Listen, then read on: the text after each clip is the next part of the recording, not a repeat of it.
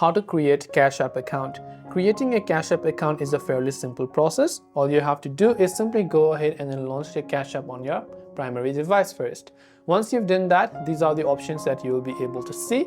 Now, to create a new Cash App account, you can just go ahead and then tap on the one of the accounts that you want to, or you can tap on sign into another account option here, where you can enter the email address that you might want to use for your new Cash App account or a phone number that you might want to use. So based on whichever options is more comfortable for you, you could go ahead and then select that option. So if it's not loading, try to relaunch the Cash App and see if that helps you.